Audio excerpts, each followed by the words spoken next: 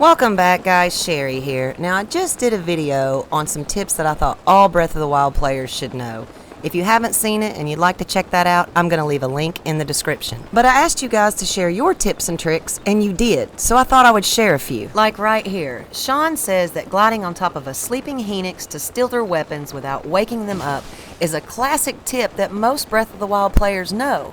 But some of you may not. And if we will jump from the Farron Tower and make our way over to the Lake Heron, we will find a sleeping Hinox that actually carries some decent weapons. And guys, this is great for early gameplay because around his neck you're going to find a royal claymore, a royal broadsword, and a royal bow. But we can grab these, teleport out of here before he even wakes up. Now I am assuming these will respawn after a blood moon. If anyone knows, drop us a comment. This next one comes from David Ospina. If you go to Zora's domain, a Zora named Leto will give you 1 diamond per 10 luminous stones you give him. Now guys, I think Leto is only here during the day, so don't try to do this at night. But now if this is the first time you've ever met Leto, I think he'll give you 2 diamonds the very first time. Then after that, it's only 1 diamond every 10 stones. Now this is a great tip if you want those diamonds. However, if you're looking for rupees, when you go to sell these, the diamond only sells for 500,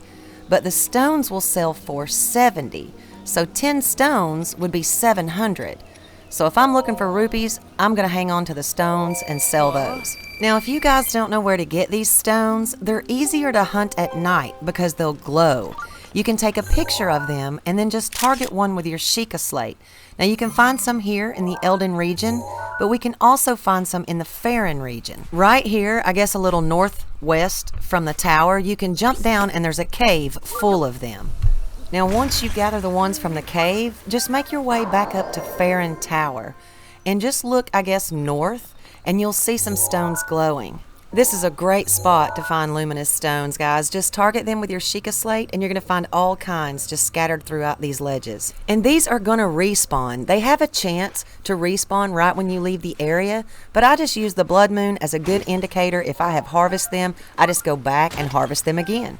And just like Craig McFly says, in early gameplay, you're going to struggle with rupees. So don't be afraid to grab a sledgehammer and go mining in the Elden region or others. And if you guys don't know where to get sledgehammers, just make your way over to Hateno Village, to Link's house. Say hello to Bolson while you're here, but there's going to be 2 sledgehammers leaned up right against his house. So whether you're trying to farm luminous stones or just regular ore, this is a great way to get rupees very early on in the game. And this next one comes from a couple of you guys, Damian Latham and United Crypto.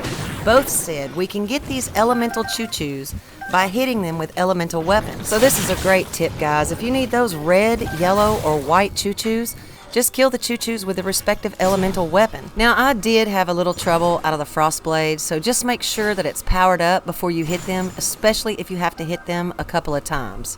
Or as Yuli Be Me says, just aim at them with the elemental rods that you get from the whiz ropes. This is a great tip, guys. Just be careful and don't actually hit the Chu Chus with the rods. And if you don't know where to get the rods, we can actually get all 4 of them right here in the Crynal Hills. But I think an easy way to get the red ones is just to drop them on the ground in the Elden Mountains. Now guys, anytime you drop stuff out of your inventory, don't drop more than 10, because if you do, they'll start to disappear. But now lots of you guys have said to just hit them with an elemental arrow. Now the fire ones, we can hit them directly on and you won't lose any. But now the electricity ones, you need to shoot your arrow beside them, because if you don't, well, you're gonna lose some. Same goes for the white ones. Don't hit them directly on. But once again, I had a little difficulty with the white ones. I had a hard time getting all 10 of them to change.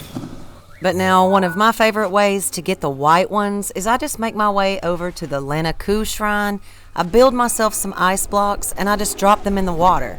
And then I'll just climb down and collect them. Because even if we have the snow quill armor and you have even had it enhanced twice by a fairy and you get the set bonus, unfreezable, this water is still too cold for us to jump in it without taking damage. Same goes for the Xant's helmet.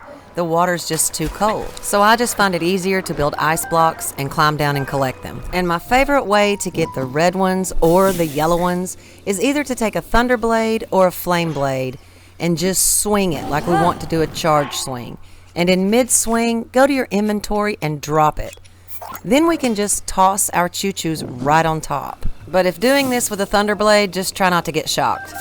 Now, if we make our way over to the Gerudo Desert and go into one of the shrines that offers electricity, we can also get yellow Chu Chu jellies just by dropping them on the main terminal. But again, guys, try not to get shocked. But our next tip comes from Old Guy Stuff at Busy Corner Lane.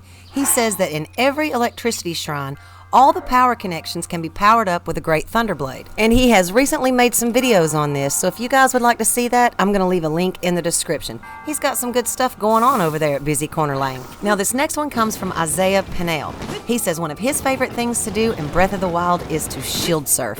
Now I love to shield surf too, Isaiah. It's a great way to get downhill fast. However, it does use durability on your shield, but it's really easy to do. Now all we have to do is hold down the ZL so we're holding our shield out, hit the X to jump, and then immediately hit the A to climb on your shield. Now you can hit the X button to jump, the Y button to spin, and if you want to stop, just hit the B button. And another thing that I would like to throw out, guys, when you're trying to use these rail cars, there's actually a front and a back. When you put it on the rail, just turn it around and make sure the round part is in the back, because we can actually drop a round bomb in here and it just makes our life so much easier. But if you would like to see the Half a Heart Coliseum Challenge, click here. And I hope this video helps some of you guys. If you're new to the channel, consider subscribing, and I'll just catch you guys next time.